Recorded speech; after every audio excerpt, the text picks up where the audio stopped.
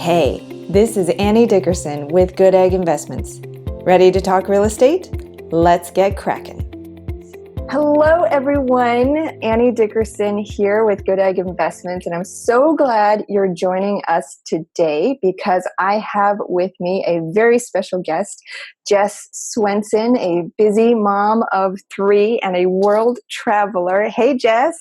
Hi.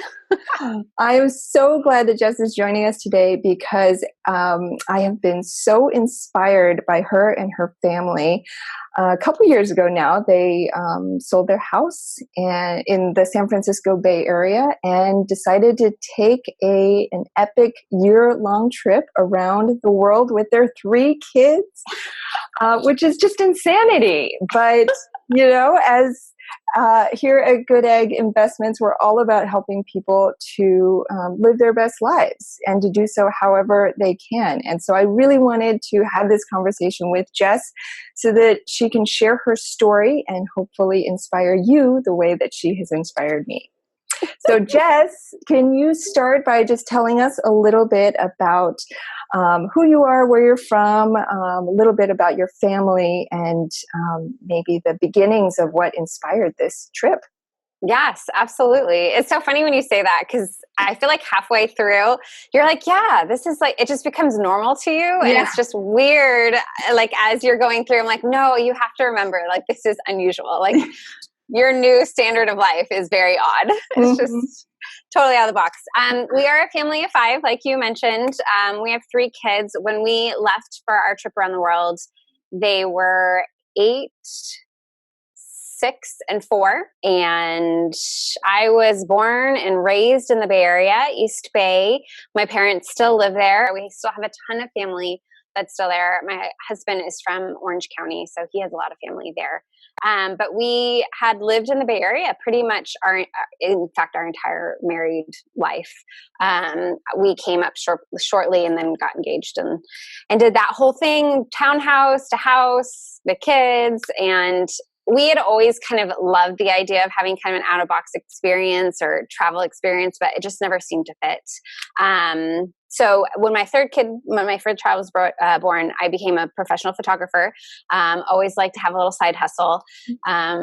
So I was able to get great clients in the Bay Area, and we built a studio in the house that we ended up selling. And then my husband was an accountant for a startup. So very much a QB lifestyle in the Bay Area.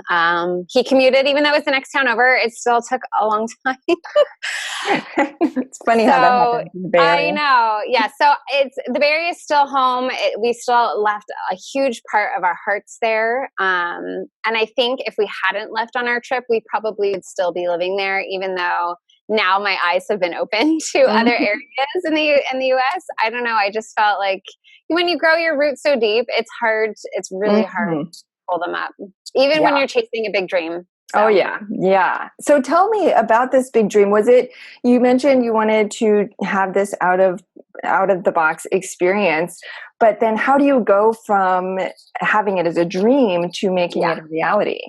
Yes. So we, probably like 4 years, no, maybe even 5 years before leaving, Instagram, right, was introduced to a professional photographer who did like a year in a trailer. And it was kind of that first idea of like, RV life, this is amazing. How could we do this? And so that kind of was like the first thing that kind of sparked this idea.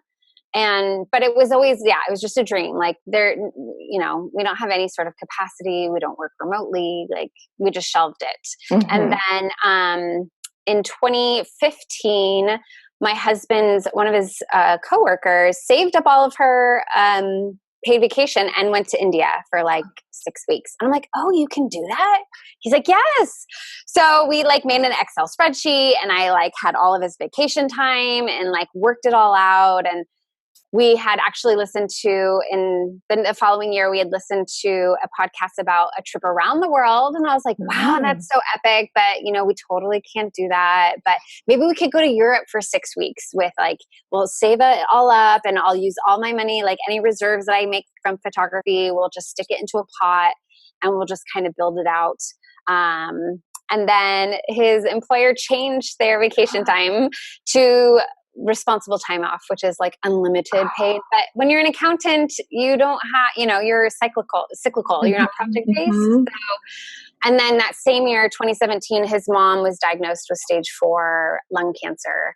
And then his job was showing signs of relocating to Roseville. And we're like, we don't want to go there. And so it was just like any reason we had not to pursue was just like gone. It was like stuff hit the fan. We just weren't sure. There was a lot of unrest, a lot of uncertainty. And I was like, and then like that still small voice in the back, I'm like, well, maybe this would be like a perfect time to make lemonade out of lemons. Yes. And so I just had this grand idea. I was like researching, and like I found these great Facebook groups of people who do this. And but the 2 years before, we've been living very leanly because we were having this idea of 6 weeks in Europe. That's so expensive. Let's just like cut everything out. And so it was like, okay, well, what if we did this trip around the world? Like, could we do it for a year? And so once it was like, our safety net at home was essentially released, then it kind of allowed us to dream bigger. Yeah. And that's kind of what prompted, kind of searching and researching and learning and all of those good things that led us to being able to jump off the cliff. Yeah. I love how, it was this whole process. It wasn't just like an overnight thing. No.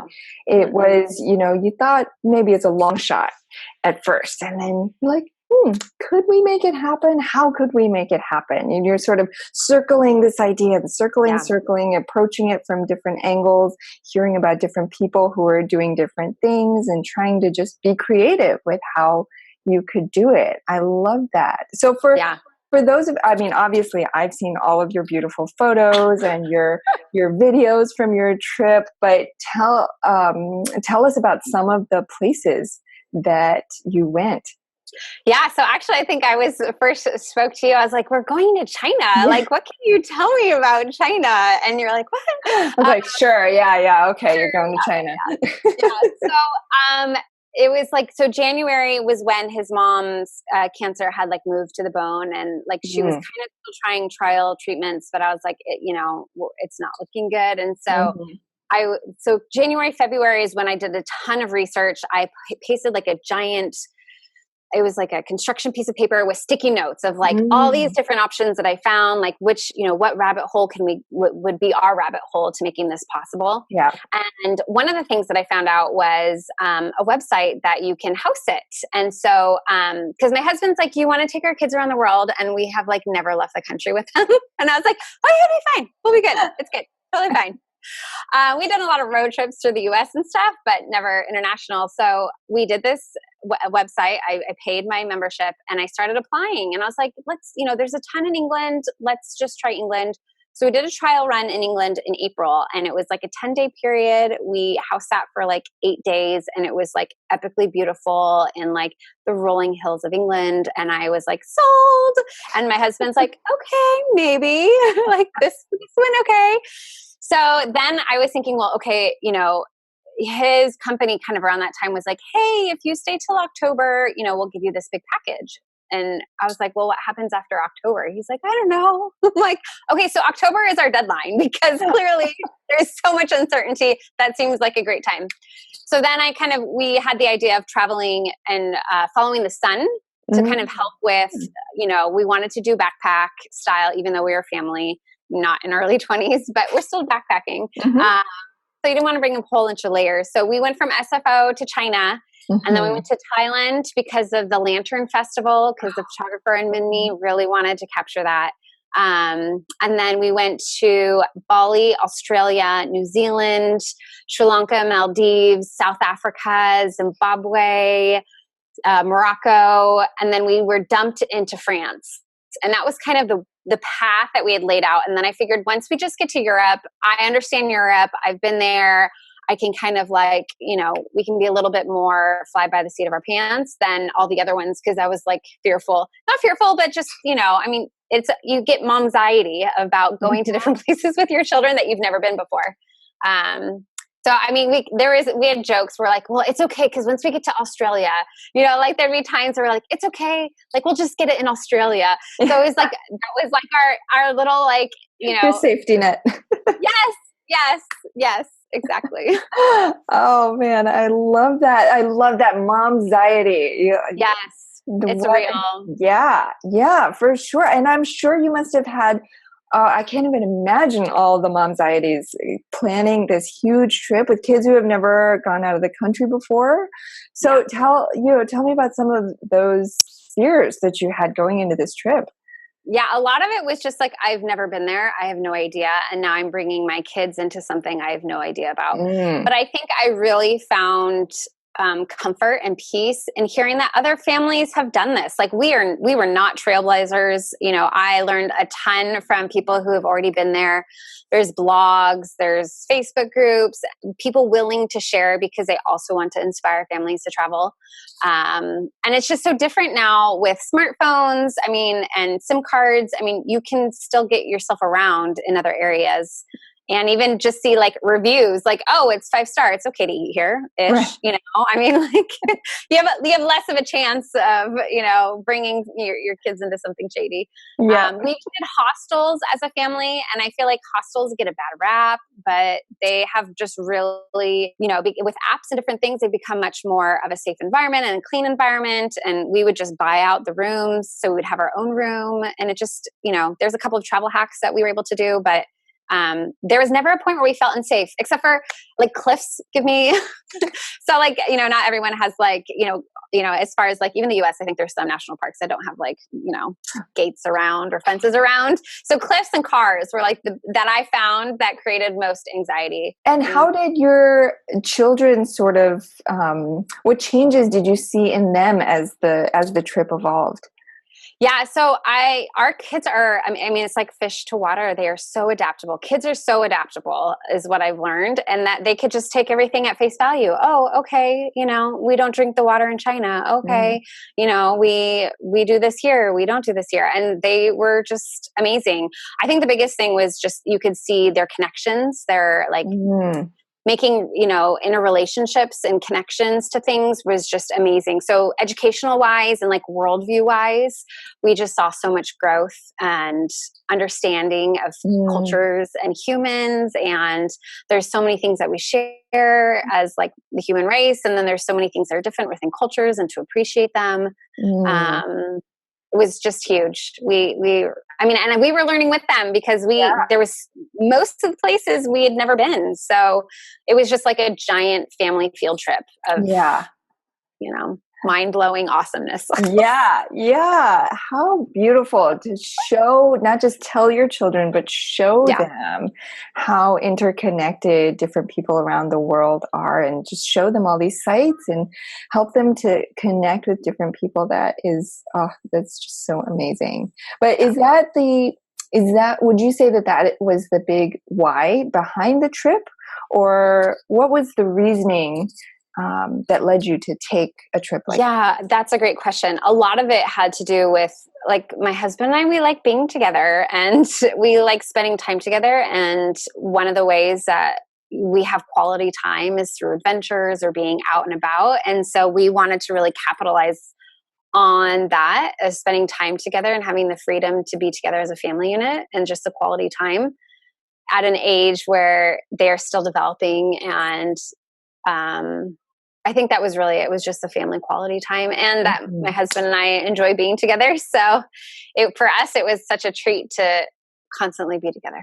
Yeah, that's great. Well, so speaking of that, being together, and then also I assume that you or your husband or both of you were partially working during the trip. So tell us about that. How did you manage that? And how did you actually, how did the money situation, how were you able to fund a trip like this? So that is a great question. My husband actually, so in October, he ended up they did close the office. He didn't have a job. So he actually just took the year off. I worked a little bit. I had a few photography clients that I could kind of pick up here and there, but nothing to be really sustainable. So the biggest thing for us to fund it was savings, inheritance, because his mother did pass away. in the summer before we left. And then, so saving inheritance, his package from his job, because they were relocating. And then we just it was really just a hodgepodge. We did rent our house out. We ended up selling it partway through. And whatever profits from that, we ended up just rolling into investments. Just because there were parts of renting or being a landlord that we appreciated, and some it was just so difficult being in another country. So the market was just a much more hands-off experience for us that we appreciated. And then the other biggest thing was stretching the money that we did have. So we lived so much more frugally. I mean, way less than what we were living in the Bay Area, that some people are like, what? Like, we spent 4 weeks house sitting in Finland. We used their house and their car, and our budget for that month was $800. Wow. So we could stretch through the house sitting in first world countries. Slow travel is another thing. The faster you move, the more you spend. And then we made sure that we were kind of coming in the mentality that we were living, we were not vacationing. And so just being very careful about how we spent our money to help stretch. So we really, we lived significantly less than what we did in the Bay Area. So tell us about house sitting, because because you went through this experience, I now know what it is, but tell everyone, what is house sitting and what does that entail? Yeah, so we are professional house and pet sitters. And what we do is we offer our services for people who are going on holiday or vacationing, if you're in the US. And pretty much anywhere outside the US, most people will holiday for up to 4 weeks. So we will meet them beforehand, and we will learn all of our responsibilities. They will go off on their holiday. We will take over those responsibilities and make sure that their pets are well loved and their home is well cared for. And we will live there for free. And then they will come home, and we will clean it and write a thank you card and hand it back over to them when they come home from their holiday. Nice. And what are some of the more maybe unique responsibilities that you've had, just out of curiosity? So yes, one of our favorites, which is so strange to say, is we house sat for a French farm in like the Normandy area of France. And we took care of like 80 plus animals. It was 2 hours of work in the morning and 2 hours work in the evening, feeding everybody, taking care of the land and the property. The house was built in 1639. My husband had to chop wood and put it in the oven to create water, heat for the water and for the house. So we were like living like, in the 1600s for 2 weeks, and it was epic. I mean, it was awesome and hard, and we just had the best time, because it's like, you can't make this stuff up as far as like emulating it. So, I mean, it was just such a cool experience, but we did follow up that house sit with a 3-week house sit with like outdoor cats that we just like fed and left. So it's about balance. Yes. But there were sheep and llama and turkeys and chickens, and we got eggs, and like one of the lambs gave birth while we were there, and we had no idea, and the homeowners didn't know. And so it was like this, we still talk to them. I mean, it's like that much of a bonding experience that we still talk to the homeowners and hope to go back out eventually. But yeah, it was really cool. Most of them are just like dogs and cats, but there are farms, and they are awesome because they welcome families of like any size oftentimes, because they're so relaxed and they know that like, many hands make light work. So oftentimes you'll find families find easier, being accepted. That are in the farm. Wow, what an unforgettable experience. I mean, for you and your kids, I mean, what better way to teach them history than to live it, and to teach them about animals and to have them take care of them. Oh my gosh, that is so cool. Yeah, I mean, they had to be there for like 2 days to like train us. Yeah. Before they could go. And I'm sure, I mean, for them, it must have been so great to have somebody to take care of all of their animals and their property, so that they could actually take a break. Yes. I mean, so really it helps, because you don't have to kennel your dog, you don't have to kennel your cat, and you have someone there, and you can be in communication the whole time. So it really, I wish I came up with the idea to start like, darn it, I missed that like startup idea.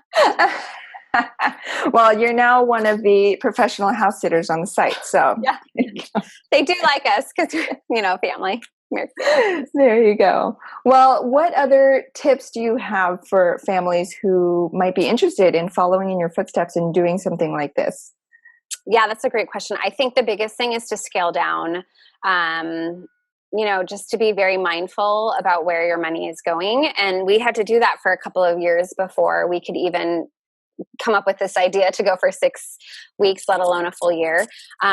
Scaling down, living below your means is huge. And then just perseverance.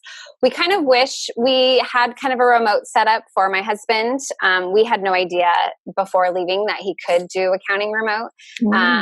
Had we kind of sat down and spent more time thinking about it or planning it, it would have been nice. I think it would have changed what our year looked like, though, if he was working full time while we were traveling.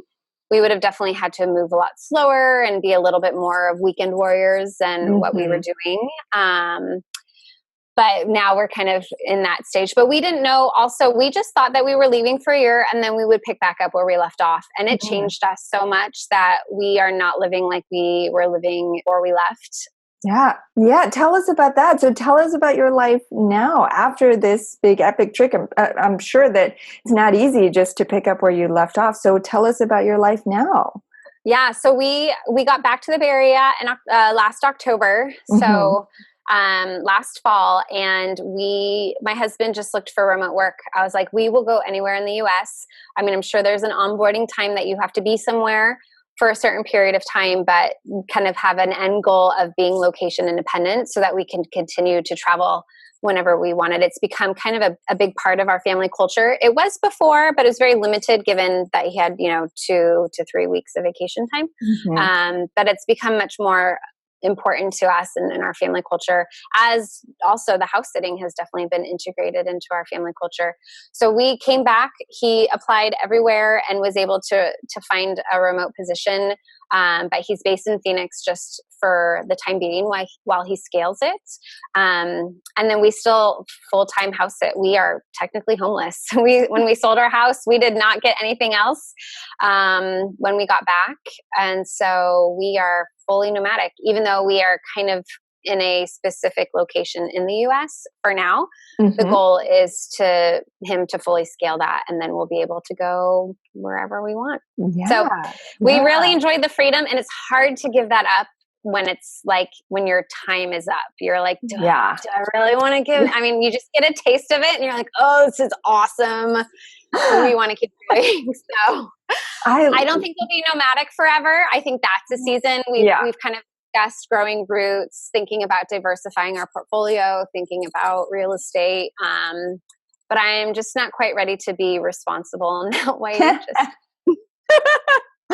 I love it. I love it. Well, I love how this trip it started as this distant dream, and then you really made it happen. And now it has fundamentally changed the DNA of your family. And, who knows where it'll bring you in the future. But, so once your husband is able to sort of scale in Phoenix, then, do you have other big trips that you want to take? Or do you think you'll do another, like a long trip? Or do you think you'll do shorter trips here and there? Yeah. So I think historically, a lot of families who've taken a year off will find like a small footprint and then go for like 3 to 6 months out of the year. And I think that model really resonates with us.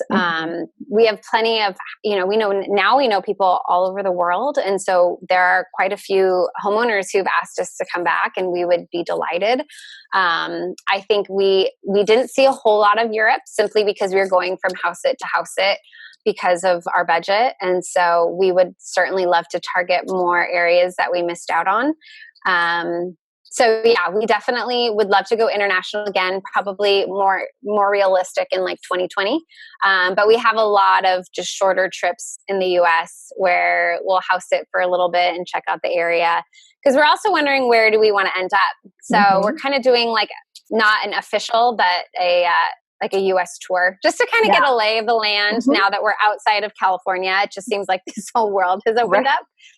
So just kind of figuring out, is there a particular area that we would love to, to get something? We're definitely in a rebuilding. Like it's definitely like you come back and there is kind of a slump. I mean, it's not all like puppy dogs and rainbows. I mean, we're definitely, especially after such an epic year. I mean, it took me like 3 months to like feel like myself again. I mean, there is like this underbelly that I would love to share honestly about it. Yeah. And then just having him to be working full time again, and and the US is so expensive. So we have a lot of bills to pay still, but still wanting to make sure that we're so we're rebuilding. It's a year of rebuild. Yeah. I imagine there must be like a withdrawal period from going from all that traveling to being back in one place. But I love how you talk about it now. You're like, after that year-long trip, it's like 3 to 6 months. Yeah, we'll probably do that. These smaller trips. And for the rest of us, I'm like, you're like, what? I know. See, it's because it's become it's like our new normal. So it is hard. I need the reality check. Like it's not normal. It's awesome though. Yes. I mean, that's amazing. I want to get to that point. One more question for the moms out there is, how does schooling work for your children while you're traveling? Yes. So, we homeschooled before we left, and that is probably one of the harder aspects of taking a trip around the world that I've seen in my research. People just having this, it is a transition to be with your kids all the time if you're not used to it. So I guess that's another recommendation. If somebody is seriously thinking about leaving and doing all of that, it may be nice to transition that before you leave, because you still have a little bit of a net with your family and friends and stuff. But for us, that was one of the easier transitions because we were already used to I was already used to spending, all that time with my children. Which That's is a good test. That's a good test. Spend some time with your children. See if you really want to be with them all the time. Yes, exactly. And then there are times if you're in areas where, like we put them in like a sports camp in England for like 3 weeks because we're like, we're done. We need a break, So even though we homeschool and it's wonderful, there's still times where, and like even this week, I have 2 of my kids in like a summer camp because we're moving. So I still use that. Yes. But when we were traveling, it was really quickly. We didn't have a whole lot of like core extra curriculum. We had some core stuff because like phonics and math, and then they wrote in a little journal. But honestly, a lot of, there's this concept called worldschooling where the world is really your educator, and what they learned that year could not be emulated in a classroom. And so I really released some of that, like, well, they need to meet these benchmarks. And it's like, no, like they're getting an education much richer than what we could do at home even, or even in like a standard classroom. And so there were things that we did do, but it was really kind of more when we could. And then towards the end of our trip, when I knew that this was going to be like our new normal, then I kind of tried to integrate a little bit more of like a formal curriculum, because for me too, I have a teacher credential background. So I'm like, I can't really let them unschool, because that just to me is, I just am not built that way, which is some people are, and that's awesome, but it's just not me. And so I needed something more, that allowed us to have a little bit more of a structure and, instruction. Yes. Right. Yeah. Right. Well, I love that, that you were able to build in that flexibility and sort of, listen to what your kids needed, and also think about the broader context of what they were learning, and sort of able to bend a little bit that way. Yeah. So if anyone's doing something like that, if you're going fast, there are some things that you just have to let go. Like you can't take a whole bunch of luggage with you, or a whole bunch of curriculum. Some things are just gonna have to give if you're really gonna enjoy it, or it's gonna just become a pain point. And then it's like, well, you're restructuring your life. The lifestyle. Well, Jess, I know I speak for a lot of people out there who, I hope that someday I can take an epic trip like you've taken, and you're just such an inspiration to me, and I'm sure you will be to so many people who watch this. So thank you so much for sharing your story today. I wanted to ask one last thing, which is tell us if people want to learn more and get more tips from you, or to learn more about your photography business, how can they get in touch with you? Yes, so we are on Instagram under the name Let's Adventure More. And then we have a website, www.letsadventuremore.com. We're also on Facebook. I still keep a lot of my Bay Area clients with photography. Since I'm not in the Bay Area, I don't have to do it as full-time, which is pretty freeing, so I can be selective. But I do photography under Jess Swenson Photography, and do a little bit here and there with that. But yeah, so that's where they can find me. I'm always available through email. Would love to share the resources that I have found that worked for our family, or answer questions. Awesome. Well, thank you so much, Jess, for sharing your story. You're, like I said, you're such an inspiration, and I hope that people will reach out to you and be inspired to take a trip of their own. Yeah, thanks so much for having me. Of course. Thank you.